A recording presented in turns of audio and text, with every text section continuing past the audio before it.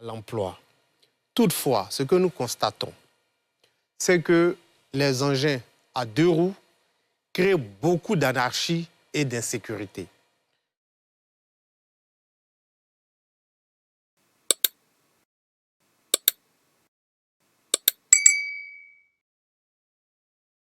En 2025, le 12 février 2025, lors du Conseil des ministres, le porte-parole du gouvernement avait parlé d'une augmentation de 14% du nombre de personnes tuées au cours de l'année 2024. Et parmi ces personnes tuées-là, on constate que plus de la moitié étaient dues aux accidents avec les engins à 2 roues.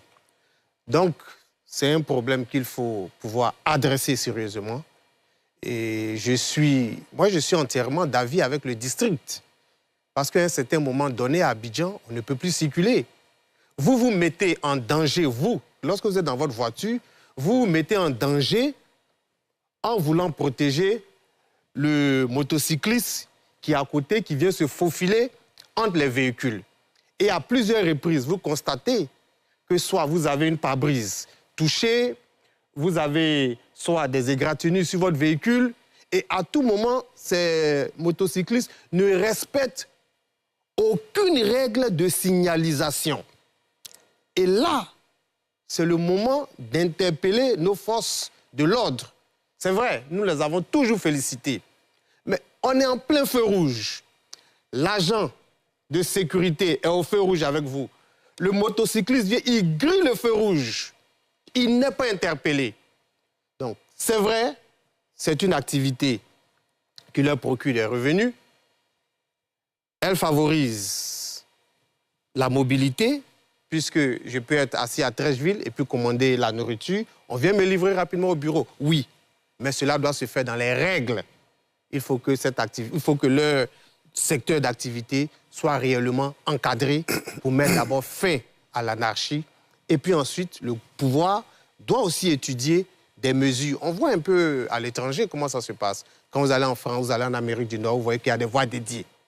Il y a des voies dédiées pour les motocyclistes, pour les cyclistes. Je pense que plus tard, c'est à cela que nous devons arriver. Mais dans un premier temps, je salue la décision du district. Pour moi-même, il faut aller plus loin. C'est vrai que la décision est suspendue, mais en revenant, parce que le district a dit que c'est juste suspendu, on va revenir dessus.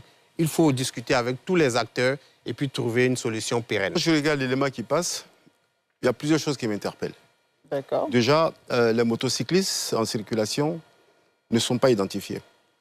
Il est difficile de dire qui utilise la moto à usage personnel, qui utilise la moto pour aller au travail, qui utilise la moto pour livrer un service, qu'il soit commercial ou environnemental. Alors, cela m'amène à dire que comment est-ce qu'on peut régler une telle question si on ne procède pas à mettre les choses dans le bon ordre. Le bon ordre, pour moi, dans un premier temps, consisterait, avant d'arriver donc au cadrage technique pour une meilleure circulation de tous les usagers de la route, nous en sommes tous exposés au même phénomène, aux mêmes facteurs de sécurité ou d'insécurité. Alors, dans un premier temps, pour moi, il va falloir identifier donc tous ces motocyclistes, qu'on sache à quel usage ce motocycliste-là est en circulation. Ensuite, quelle est leur formation? Est-ce que ces motocyclistes ont bénéficié, ont eu un permis de conduire? Parce qu'il s'agit de rouler sur la voie publique. Nous utilisons les mêmes voies publiques. Donc, nous, usagers des véhicules, propriétaires des véhicules donc, sur la route, respectons un code de la route. Alors que tous ceux qui sont sur la route doivent obéir au même code pour que nous nous comprenions. Parce que c'est grâce au code qu'on arrive à franchir les carrefours quand il n'y a pas de feu, etc. Ça, c'est le deuxième point. Donc, identifier, former, et puis ensuite, le mode de recrutement. Le mode de recrutement est très important. Pourquoi? Parce que le motocycliste que vous voyez, parmi eux, il y a certains qui travaillent pour des compagnies de livraison, donc livrer un service. Mais la plupart du temps, ces motocyclistes sont payés à la course, ce qui les amène à vouloir maximiser le nombre de courses. Voulant le faire, ils brûlent tous les codes. Ils brûlent tous les codes, ils ne respectent plus rien. Parce que à la fin de la journée, il faut que j'arrive à avoir le gain espéré pour pouvoir vivre ou survivre. Alors, il faut que cet espace soit assaini de sorte que ça ne soit plus un espace de survie pour nous tous, parce que nous qui sommes dans le véhicule, on peut être exposé à des accidents. Ce sont des facteurs accidentogènes qu'il faut maîtriser. À cause de celui qui respecte le code de la route, il ne faut pas qu'il soit victime du comportement arbitraire de celui qui ne respecte pas la route. Pour cela, nous devons obéir, nous devons tous respecter les mêmes codes et comprendre les mêmes phénomènes, donner le même sens à la circulation sur la route pour que nous soyons tous en sécurité et que eux-mêmes, leur vie soit protégée. Parce que, je finis, Elvin, s'il te plaît, sur le nombre de morts sur les voies dues aux accidents, les motocyclistes représentent 37%. Source France 24. Oui, je comprends bien la décision du district. Je ne dis pas que je suis d'accord, mais je comprends les motivations parce que ces motivations sont réelles. La question de l'insécurité routière à partir de ces motocyclistes. Mais il faut dire que le phénomène n'a pas commencé à Abidjan. Seulement que Abidjan n'était pas habitué à voir ces motos. Mais je me souviens, il y a quelques années, on a eu à faire des reportages à Korogo, Bouaké, Mans, et le constat aussi était effarant sur la question de l'insécurité routière due à ces motocyclistes. Alors, moi, la question, c'est que faire? J'entends parler d'urbanisation, oui, j'entends cela. Mais est-ce que c'est seulement l'urbanisation quand on sait qu'aussi à l'intérieur du pays, on a ces problèmes-là qu'on arrive à rencontrer, alors que la population n'est pas aussi intense, dense, la densité de la population n'est pas la même que dans la capitale. Récemment, j'étais à Dakar et j'ai fait le même constat parce que quand vous allez régulièrement au Sénégal, vous allez constater que ces dernières années aussi, dans la ville de Dakar, les motos commencent à être là et cela questionne aussi sur la question de la sécurité. Alors que quand on est à Ouagadougou, on a les motos et on ne se pose pas la question. Moi, je ne vais pas aller prendre des exemples en Europe parce qu'en Afrique, ici, il y a des pays qui ont déjà cette habitude de motos, de pistes cyclables, de pistes pour les motos. Moi, je l'ai vu à Ouagadougou parce que cela fait partie aussi des habitudes de transport. En Côte d'Ivoire, ce n'était pas les habitudes de transport. Donc, en construisant les infrastructures routières, on n'a pas prévu aussi de pistes pour les motos, pour les taxis, pour les motos, les motos-taxis et les tricycles également. Effectivement. Donc, il y a du travail à faire et pour moi, il faut repenser la construction des infrastructures pour prendre en compte cette nouvelle habitude-là pour une solution pérenne à long terme. Mais déjà, à court terme, je suis d'accord d'avis avec certains intervenants sur ce plateau qui veulent une solution concertée, consensuelle entre les usagers et les autorités du district, de sorte que des alternatives qui arrangent tout le monde puissent être trouvées. Parce que derrière aussi, j'entends la nécessité de l'emploi, la mobilité, parce que nous tous et tous, nous sommes aussi usagers et usagères de ces motos. Lorsqu'on appelle, on fait des livraisons à domicile, au travail. Donc, il y a une nécessité qu'ils existent, mais en même temps, la question de la sécurité est une réalité. Je vais faire en même temps sur cette question, parce que pour moi, c'est important de s'entendre ensemble. Mais sinon, la solution durable, à long terme, c'est vraiment de repenser la construction des infrastructures. De circuler des motos ou bien, pour aller plus loin, des véhicules à 3 roues. Le problème, c'est qu'il y a un réel problème de méthode du district d'Abidjan, enfin, sous la gouvernance de M. Bakongo, qui, malheureusement, donne l'impression d'agir de façon unilatérale quand il s'agit de prendre des décisions aussi importantes. Parce qu'on l'a vu, il y avait eu un certain malaise quand cette décision a été prise. Je ne sais pas si tous les ministères qui interviennent de près ou de loin sur la question concernant la circulation à Abidjan ou bien concernant l'emploi que ça implique, enfin, toutes les parties prenantes, je me questionne sur le fait qu'il y ait eu des consultations préalables pour en arriver à cette interdiction. Et donc, je voudrais bien interroger les méthodes même du district d'Abidjan qui semblent fonctionner de façon unilatérale quand il faut prendre des décisions assez importantes. Alors, pour continuer dans la réponse à cette question, je voudrais aussi, encore une fois, m'interroger sur les choses ou bien les points essentiels que les dirigeants prennent en compte avant de prendre de telles décisions.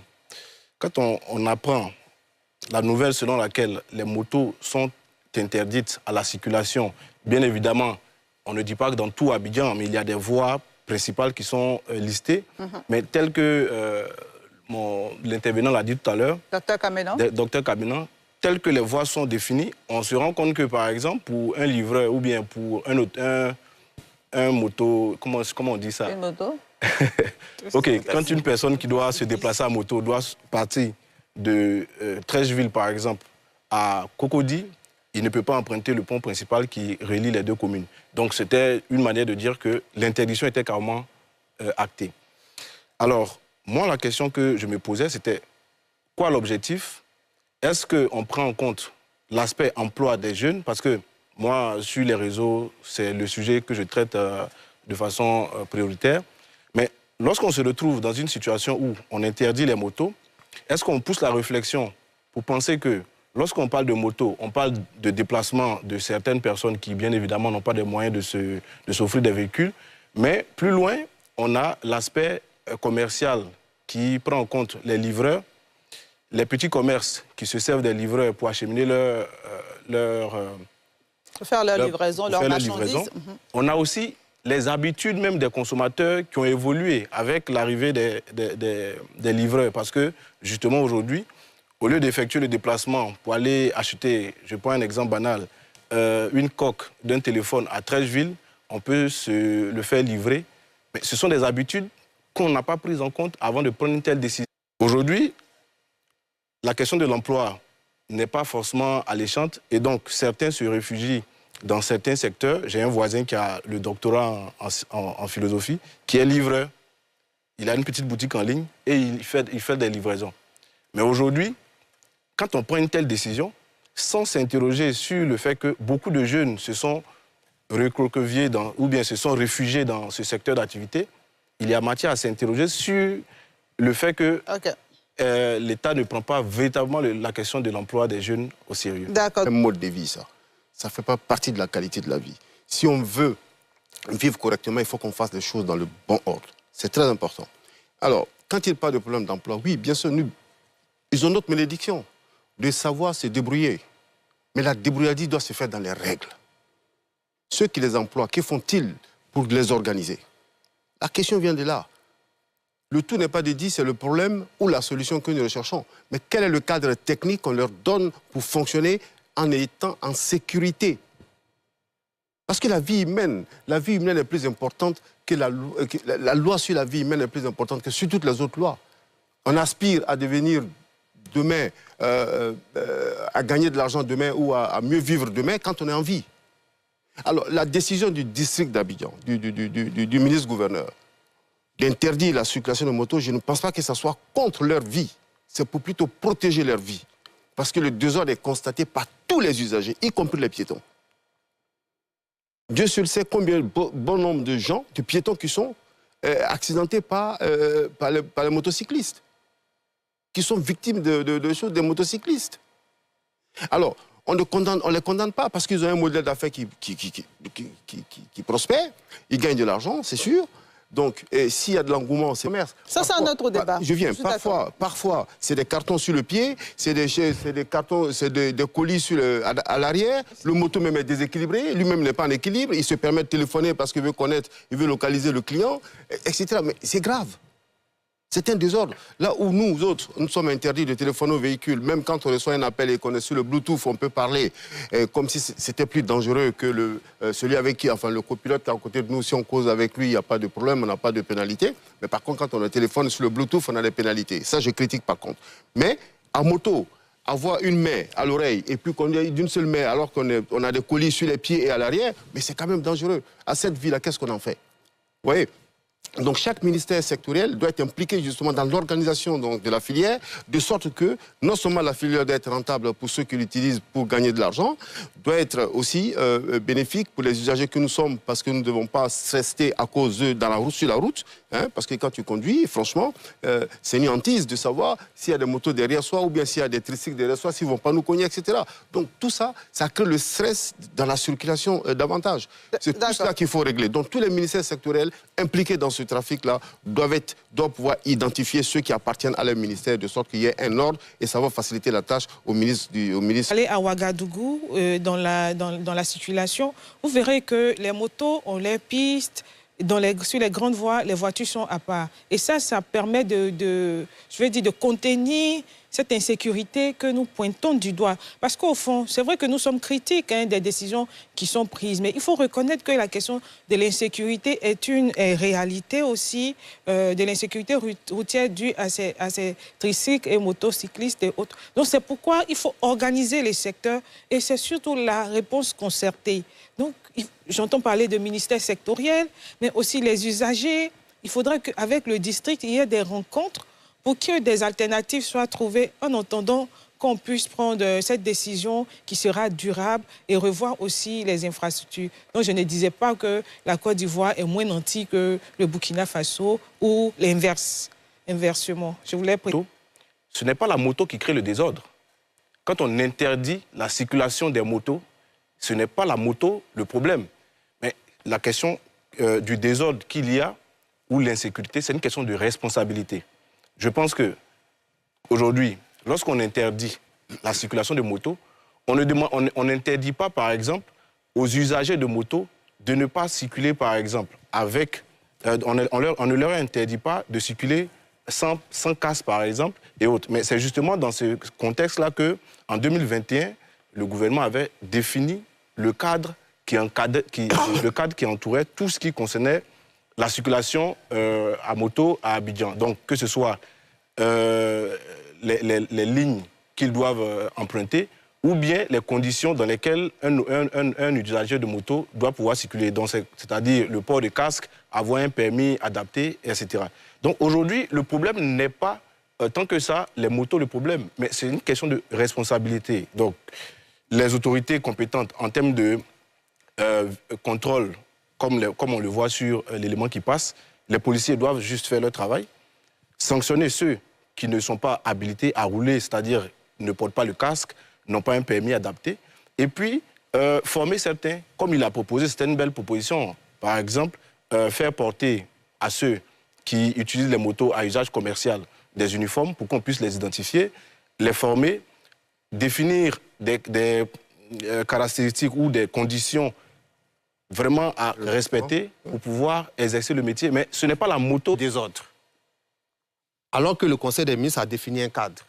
Quand vous circulez, vous allez voir sur 10 motos, vous allez voir que 2 seulement portent le casque. Ça, c'est une question de responsabilité. Quand on les arrête, vous allez voir que si 10 motos arrêtées, la plupart n'ont pas d'assurance et n'ont pas de permis. Mais comment se fait-il qu'elles continuent, donc, ces personnes continuent de circuler? Oui, mais quand vous décidez d'exercer une activité, il y a un cadre légal qui est là, vous devez vous inscrire dans le cadre légal. Quand je ne m'inscris pas dans Si je ne m'inscris pas dans le cadre légal, si les forces de l'ordre m'interpellent, ils récupèrent ma moto, ils vont me demander d'aller me mettre en règle. Mais ce qu'on constate, c'est que même quand on les arrête, même lorsqu'on récupère leur moto, ils ne se mettront pas en règle. Vous n'allez pas mettre un agent de force de l'ordre derrière chaque motocycliste. Ce n'est pas possible. Donc, la première responsabilité vient d'abord de ses propres motocyclistes. C'est d'abord eux, ils doivent avoir cette responsabilité de savoir qu'ils exercent une activité ou bien j'utilise la moto comme moyen de déplacement, je dois me mettre en règle. C'est d'abord pour ma propre sécurité. Lorsque vous êtes dans la circulation, je dis bien au feu rouge, et que le motocycliste vient, il vous dépasse, le feu est rouge et puis il s'en va. Qui crée ce désordre-là? C'est l'État? Ou bien c'est l'agent de police? Non, c'est le motocycliste. Et puis, on a défini un cadre, mais ils ne sont pas en règle. Ceux qui font les activités, combien même payent les impôts? Et puis, il y a une question de sécurité aussi. Entre la sécurité que l'État doit garantir, parce que la Constitution prévoit, la Constitution dit que l'État doit assurer la sécurité des biens et des personnes. Est-ce que chercher du gain doit prévaloir sur la sécurité des biens et des personnes que l'État est censé assurer? J'ai dit non. Donc, quand l'État veut se donner les moyens d'appliquer, l'État se donne les moyens. Mais si aujourd'hui ça existe, c'est parce qu'à un moment donné, il faut que l'État prenne ses responsabilités tout en protégeant les activités. Donc, c'est pourquoi je parle de gouvernance participative. Ces acteurs-là ont des solutions qu'ils peuvent proposer à l'État. Et s'il propose ces solutions, par exemple, comme ici c'est le district, s'il propose ces solutions, je pense que d'un commun accord, ces solutions seront appliquées et ça va créer moins de frustration. Alors pourquoi vouloir dédouaner les motocyclistes qui deviennent finalement des dangers pour tout le monde? Non seulement lui, il provoque le danger, donc il est un danger pour lui-même, mais il a même un danger pour l'autre qui est en face, qui essaie, pour autrui, qui essaie de respecter le code de la route. Ce n'est pas normal. Bien sûr, il faut la répression. Il faut de la répression, mais l'État ne peut pas mettre des policiers à tous les mètres pour pouvoir contrôler les motocyclistes. Ce sont des adultes, ils ont décidé donc de mener cette activité, ils doivent le faire en toute responsabilité, en ayant conscience qu'ils doivent respecter la règle commune. Ça, c'est un. Quand le district prend une loi, il a dit, c'est 13 communes. Que font les maires dans cette situation-là? Je crois bien que les motocyclistes exercent leurs fonctions dans des communes. Que font-ils pour faire respecter la loi avant d'arriver même aux policiers? Là, je prends le cas de Bingerville, par exemple. Vous savez qu'il n'y a pas de taxi? Pourquoi? Il n'y a que des Sadonou, des Siboni, j'appelle, ou bien des motos, etc., qui circulent. Il y a un problème, ça interpelle. Alors, il y a quel lobby derrière, de sorte que les taxis ne peuvent pas rouler à Bingerville et que ces motocyclistes sont morts qui circulent? Il y a quel problème? Et c'est le désordre. Moi, je revenais de Tias-Salé hier, mais je suis arrivé à Ondouci. Il n'y a que les tricycles et les motocyclistes qui ont créé un embouteillage à un feu où on a passé pas de 15 minutes. L'anarchie totale. Je dis bien l'anarchie. Même s'il y avait 10 policiers, ils n'auraient pas pu régler ce problème-là. Chacun veut passer, ça roule en sens inverse, ça roule dans tous les sens. Toi-même, tu es dans le véhicule, tu as peur que justement quelqu'un ne vienne te cogner, même étant à l'arrêt. C'est l'État qui va régler ça? Alors moi, je pense que ça passe par un problème d'éducation. Nous voulons bien respecter le modèle d'affaires parce que ça profite à beaucoup d'Ivoiriens, ils gagnent beaucoup d'argent, mais encore que même les acteurs principaux, c'est-à-dire qu'on va prendre l'acteur principal en tant que ceux qui donnent la possibilité donc, à ces motocyclistes de mener leur activité, donc d'utiliser la moto pour faire du service. Eux, qui sont les producteurs, donc les motos permettent de véhiculer les produits d'un point A à un point B, etc. Tout cela doit être impliqué justement dans la responsabilité. Il faut que ceux qui donnent la possibilité aux motocyclistes d'exercer leur métier soient responsables de ce qu'ils font sur la route aussi. Parce que le motocycliste, il peut fuir. Mais s'il est identifié, comme j'ai dit dès le départ, s'il est identifié, mais s'il fuit, mais il a son employeur qui est là.